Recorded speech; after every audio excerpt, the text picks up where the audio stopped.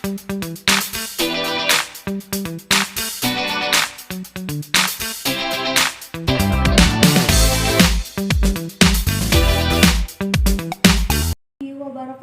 Selamat siang teman-teman. Apakah semuanya sehat? Mudah-mudahan semuanya dalam keadaan sehat walafiat ya. Alhamdulillah, ibu sendiri di sini dalam keadaan sehat walafiat. Tentunya dalam perlindungan Allah Subhanahu wa taala. Dan begitu pun teman-teman di sana, mudah-mudahan selalu sehat dan lancar dalam menjalani aktivitas sehari-harinya. Baik, sebelum ibu mulai pembelajaran hari ini, alangkah lebih baiknya kita baca doa dulu sesuai dengan kebiasaan kita, yaitu membaca doa, baca doa belajar. A'udzubillahi minasyaitonirrajim. Bismillahirrahmanirrahim. Rabbi zidni ilman warzuqni fahman birahmatika ya arhamar rahimin. Jangan lupa kita libatkan Allah dalam segala hal ya, karena dengan melibatkan Allah kita akan terhindar dari yang namanya ragu-ragu.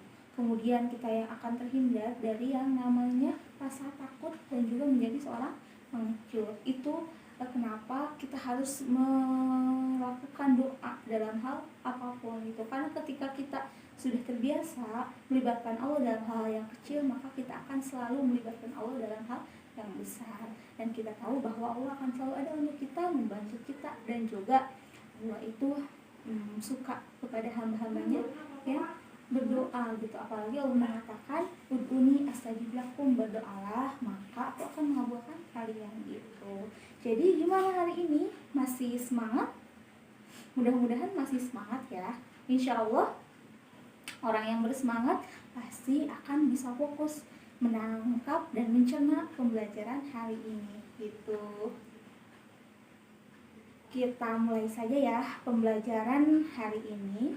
Sebelumnya ibu akan ulas minggu kemarin kita membahas tentang materi apa ya? Ada yang masih ingat?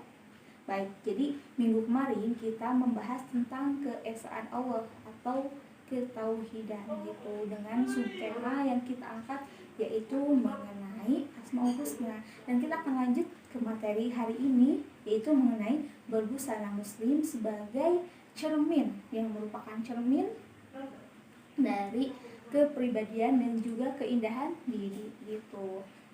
Jadi kita sebagai seorang muslim maupun muslimah itu harus berbusana yang sesuai dengan disyariatkan. Tidak harus kita ikut-ikutan kepada mode barat misalkan yang memperlihatkan anggota tubuh yang seharusnya tidak diperlihatkan, tapi kita perlihatkan kepada halayak banyak, dan itu tidak baik gitu, itu tidak boleh gitu.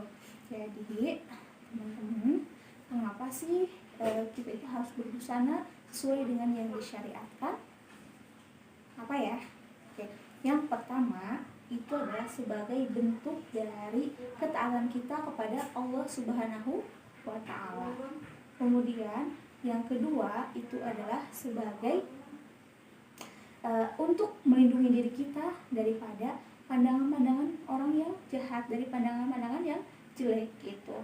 Kemudian yang ketiga untuk sebagai memperindah diri kita itu. Oke, ibu akan jabarkan satu persatu seperti apa kita taat kepada Allah Subhanahu wa taala gitu. Karena sebagai orang yang bertakwa itu kita tahu definisinya. Takwa itu apa? Takwa itu imtisalu awamirillahi wajtinabu nawahihi, menjalankan segala perintahnya dan menjauhi segala larangannya. Itu berarti kita harus melaksanakan apa-apa aja nih yang Allah mau, apa-apa aja nih yang Allah perintahkan gitu. Terus kita harus menjauhi larangannya, apa aja sih yang Allah gak suka, yang Allah larang itu apa aja. Nah kita gak boleh lakuin itu gitu. Salah satunya adalah berbusana muslim. Berbusana muslim ini merupakan perintah dari Allah Subhanahu wa taala gitu, dan kita melaksanakannya adalah sebagai bentuk ketaatan diri kita kepada Allah. Karena buat apalagi kita hidup di dunia ini adalah kecuali untuk beribadah kepada Allah Subhanahu wa taala gitu kan. Kemudian Allah Subhanahu wa taala juga tidak suka kita itu memperlihatkan aurat kita kepada halayak umum gitu. karena definisi dari aurat itu sendiri adalah sesuatu yang tidak enak untuk dilihat, sesuatu yang tidak enak untuk dipandang. Makanya Allah Subhanahu wa taala memerintahkan kita untuk menutupnya gitu. Kemudian yang kedua tadi untuk melindungi diri kita dari pandangan orang yang jahat. Nah, karena ketika seseorang itu berpakaian yang tidak sesuai syariat, itu akan mengundang orang lain untuk memandanginya gitu. Nah, masih itu naluriah ya, semua orang juga memiliki nafsu gitu melihat bentuk tubuh itu mungkin akan muncul suatu rasa ketertarikan ataupun menggoda gitu. Tapi ketika seseorang itu beriman ya, mungkin dia akan mengalihkan pandangannya gitu. Dan kita sebagai perempuan atau sebagai laki-laki ya, kita harus tahu batasan-batasan itu gitu. Aurat ada sesuatu yang tidak boleh diperlihatkan kepada umum gitu. Kemudian batasannya seperti apa? Batasan aurat itu adalah kalau perempuan itu seluruh anggota tubuhnya ketika berhadapan dengan orang lain ya, dengan bukan muhrim itu seluruh tubuhnya kecuali wajah dan kedua telapak tangan gitu. Jadi telapak tangan di sini, ini bagian ini sama bagian bawahnya juga gitu. Nah itu tidak apa-apa ketika terlihat. Jadi sesuatu yang dari pergelangan ke bawah itu merupakan aurat gitu kan, dan seluruh tubuh perempuan itu merupakan aurat kecuali wajah dan kedua telapak tangan. Itu ketika dalam sholat. Dan sebenarnya orang-orang yang benar-benar afik gitu, khususnya madhab Imam Syafi'i, itu aurat perempuan itu seluruh tubuh. Makanya ada orang yang bercadar karena karena itu menjalankan syariatnya betul-betul baik gitu. Nah kemudian batasan aurat laki-laki ketika di depan non muhrim itu seperti apa? Itu baina surah warukbah, antara pusar dan kedua telapak bukan untuk kedua telapak tangan dan dengkul gitu. Tapi apakah itu baik apabila laki-laki berpakaian seperti itu aja keluaran? Tentunya tidak baik, bukan? Oke, itu untuk melindungi diri kita dari pandangan yang buruk, dan juga untuk melindungi diri kita dari rasa panas dan lain-lain gitu kan. Terus selanjutnya yang ketiga untuk memperindah diri. Kita bisa bayangkan antara orang yang berhijab dengan orang yang tidak berhijab, orang yang memperlihatkan auratnya secara bebas dan orang yang menutupi auratnya. Mungkin secara naluriah manusia itu akan indah ya melihatnya yang aurat itu, tapi orang yang beriman itu akan melihatnya dengan pandangan yang risih, itu tidak enak. Berbeda dengan yang menutup aurat, itu akan menenteramkan hati dan tidak menimbulkan syahwat gitu kan.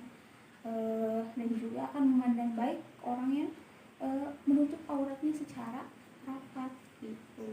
Nah itu fungsi dari menutup aurat. Kemudian dalil dari menutup aurat, mengapa kita harus menutup aurat itu ada loh. Jadi tidak hanya perintah dari Allah yang asal-asalan, tapi ada Allah Subhanahu wa taala memerintahkannya melalui Al-Qur'an, itu Quran surat Al-Ahzab ayat 59. Berikut cuplikannya. Oke.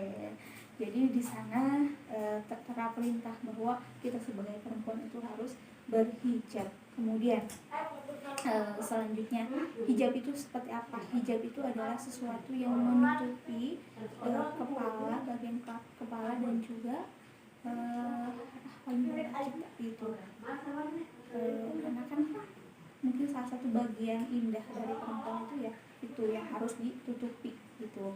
Nah, kemudian ada juga dalam Quran surat An-Nur ayat 31, ini dia cuplikannya. Oke. Nah, pembahasan kali ini Ibu cukupkan dulu sekian. Mudah-mudahan ini bisa menjadikan pembelajaran dan juga pengingat bagi kita semua. Ya, harus ingat selalu bahwa kita ini adalah sebagai seorang muslimah. Kita ini sebagai seorang muslim yang harus menjaga kehormatan kita, menjaga kepribadian kita, menjaga akhlak kita. Ya. Oh, bentar dulu. Ada satu yang ketinggalan. Selain dari berbusana muslim, kita juga harus sesuai ya akhlak kita itu. Jangan sampai kita sudah cantik, sudah menutup aurat, tapi akhlak kita masih kayak orang-orang yang tidak tahu agama gitu, sepertinya pacaran di depan ya pacaran, terusnya berpelukan dengan orang yang non muslim, kemudian mau diraba-raba berkata-kata yang kasar, itu tidak sesuai dengan syariat Islam. Dan ibu berkata seperti ini bukan berarti ibu udah baik ya, tapi kita sama-sama memperbaiki diri menuju pribadi yang lebih baik gitu, karena tentunya kita ingin sama-sama berada di surga gitu, tidak ingin kita melihat murid kita, tidak ingin melihat guru kita berada dalam neraka. Tentunya kita ingin merasa sama-sama bahagia berada di dalam surganya Allah Subhanahu wa Ta'ala ya. Terima kasih dari ibu, mohon maaf jadi nambah lagi gitu ya. Dan ada tugas buat kalian semua yang nantinya akan ibu tulis di belakang layar mungkin ya. Silahkan kalian siapkan tugasnya, siapkan buku catatannya, kalian tulis tugasnya dan laksanakan dengan sebaik-baiknya. Apabila ada kejanggalan ataupun ada sesuatu yang sulit, kalian bisa tanyakan ke ustadz atau ustazah, kalian bisa baca-baca jurnal ataupun bacaan yang terpercaya gitu. Jangan sampai membaca di bacaan yang salah ya gitu. Jangan sampai ketika ada bacaan ini asal bacaan aja kita baca padahal tidak tahu sumbernya betul atau tidak. Nah, jangan seperti itu ya. Oke. Billahi taufiq wal hidayah wal inayah. Wassalamualaikum warahmatullahi wabarakatuh.